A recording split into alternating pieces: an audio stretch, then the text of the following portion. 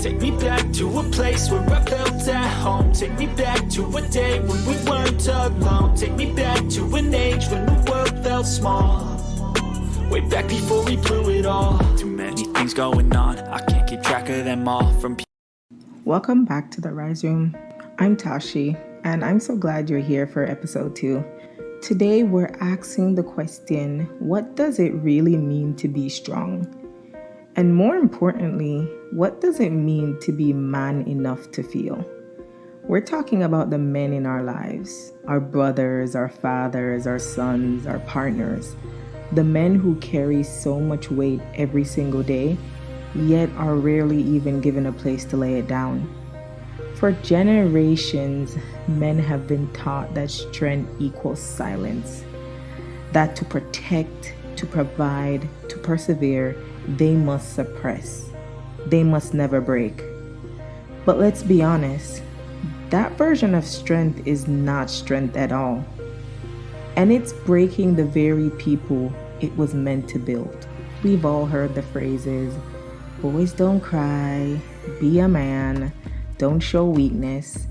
And the new one these days that I've been hearing, that's sassy. As if showing any emotion outside of anger makes you less of a man. As if being human somehow disqualifies you from manhood. These aren't just words, they're rules. Unspoken but deeply rooted rules. They shape how men move through the world, how they love, how they connect, and even how they see themselves. Here's the thing, when you suppress feelings for years, they don't disappear. They fester. Then they show up as anger, stress, burnout, isolation, depression, and sometimes worse. In the US, nearly 1 in 5 men reports experiencing a mental illness each year, but only 17% actually get help. Globally, men are more than 3 times likely to die by suicide than women. The rates are especially higher for men over 75, but even younger men in their 20s and 30s are struggling at dangerous levels. And why? Because we taught them to stay silent. We taught them that vulnerability is weakness, that emotions are feminine, that softness is shameful. So imagine this. You're carrying a heavy emotional load every day of your life and never being able to set it down. Eventually, that load doesn't just exhaust you, it crushes you. Here's the truth I want every man listening to this to hear. Feeling your emotions doesn't make you weak, it makes you human. Speaking your truth isn't failure, it's courage. And here's the deeper truth. This isn't new. This emotional neglect has been passed down generation after generation. And somehow, here we are in 2025, still here doing it.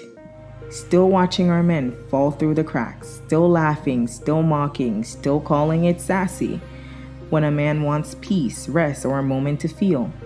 Like it's all just some big joke. And I just want to know why. Why are we still jumping on these toxic trends? Why are we okay with policing masculinity?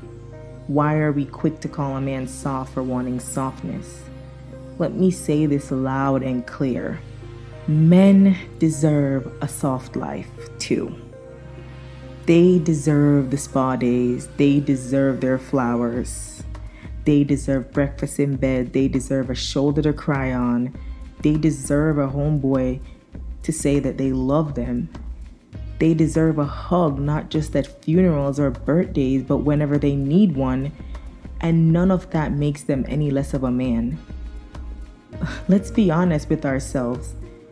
If that man, your friend, your brother, your father died tomorrow, a lot of you would sit there saying, I should have told him I loved him. I wish I had reached out. I didn't know he was going through so much. But here's the thing, you do have the chance right now. You can show up for him today. You can stop mocking his softness.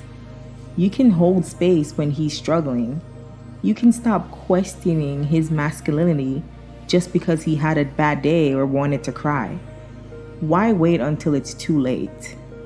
We love saying, check on your strong friends. But the moment they show emotion, we shame them for it. And that contradiction is killing people, literally. I've seen this play out firsthand. Growing up in Jamaica, my brother was constantly told not to cry.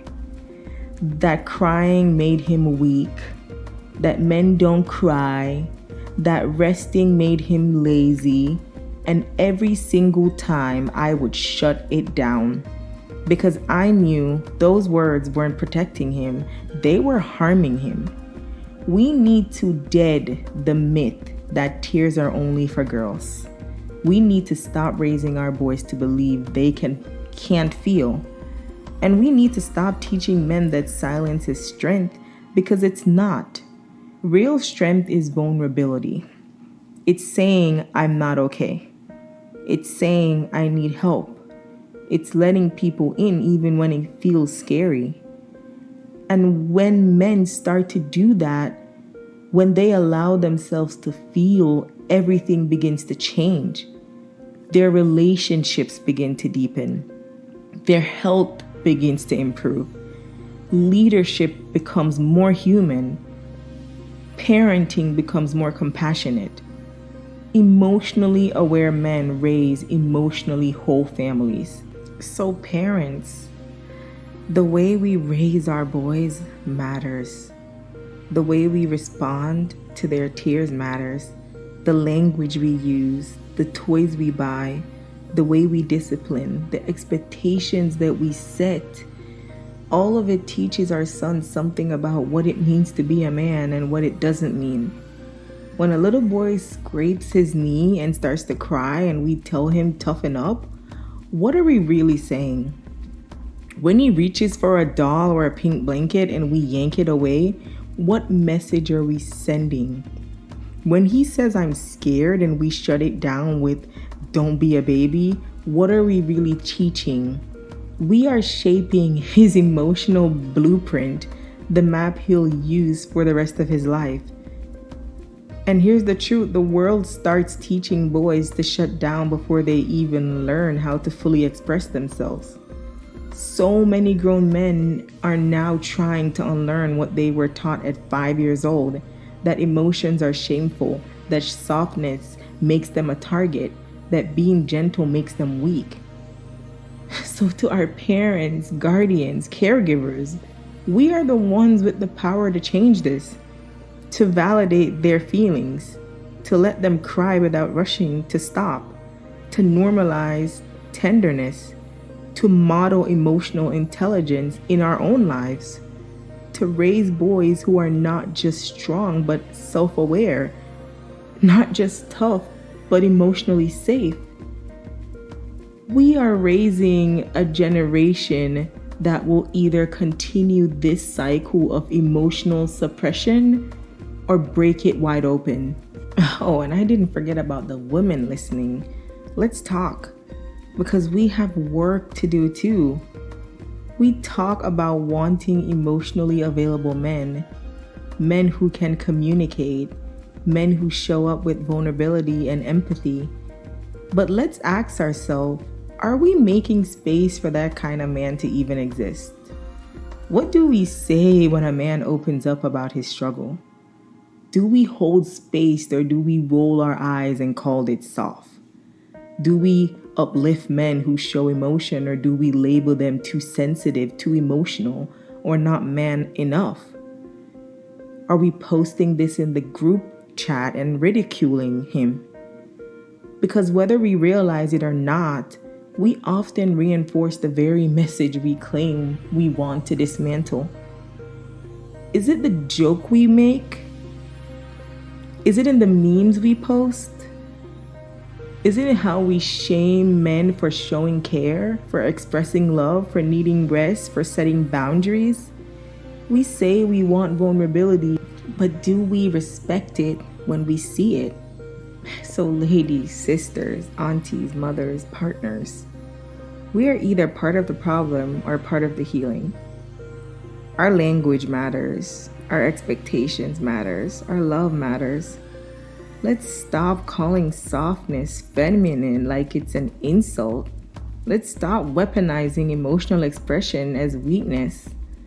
Let's stop policing how a man shows up in his humanity.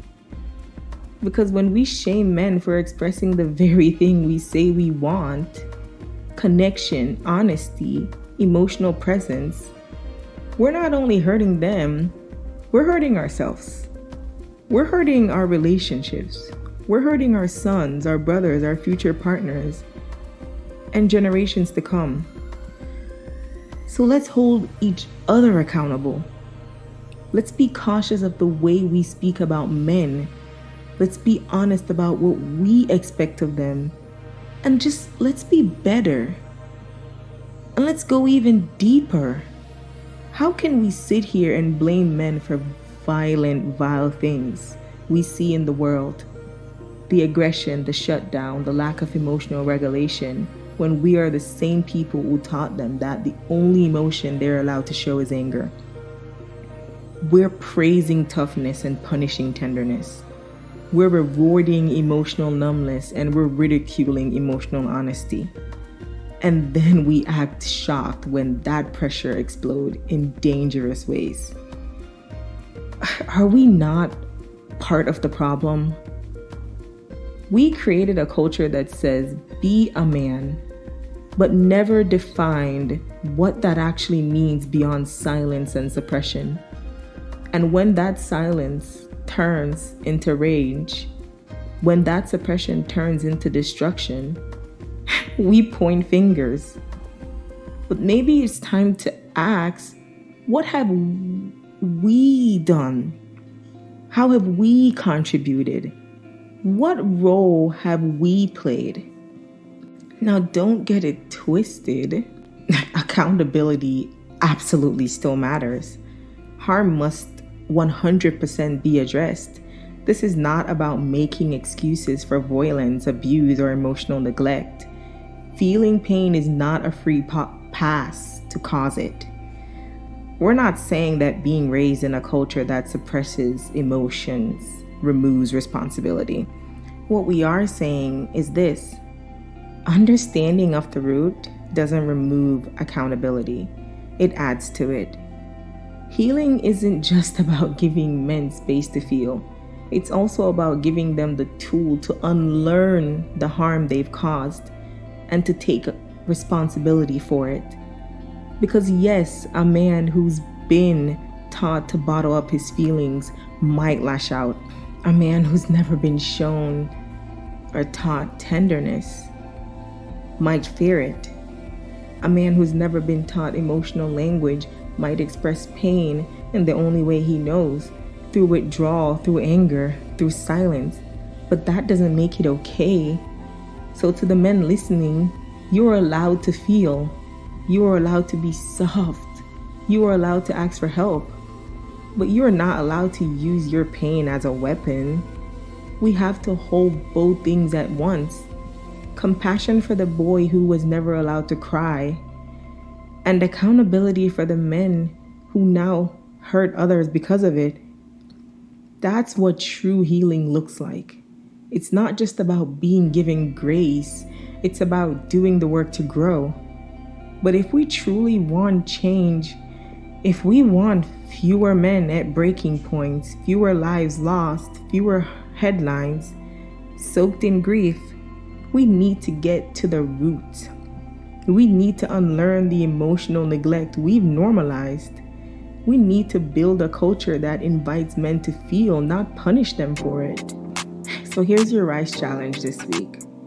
Tell a man in your life that you love him. Ask how he's been doing and wait for the real answer. Offer him kindness, softness, give him space, let him be human. And most importantly, check your own biases. What are you still carrying around about what it means to be a man. Let that go. Let it die here. To every man listening, you are not broken for feeling. You are not weak for needing support. You are not alone. And you are not any less of a man for wanting peace, softness, rest, or love. You are still a man. You are whole. You are worthy. And you are allowed to rise. And to everyone else, be the generation that changes this. Create homes, communities, workspaces, friendships where men are allowed to fully feel without judgment. Normalize emotional honesty. Hold each other up. Change the narrative one conversation at a time. It is exhausting for me. I know it's exhausting for our men. Thank you for listening to The Rise Room. If this episode moved you, please share it with someone who needs to hear it, especially the men in your life. Subscribe so you never miss a Tuesday Rise. And remember, feeling deeply doesn't make you weak, it makes you free. So continue to be free. Thanks for watching, guys. Bye.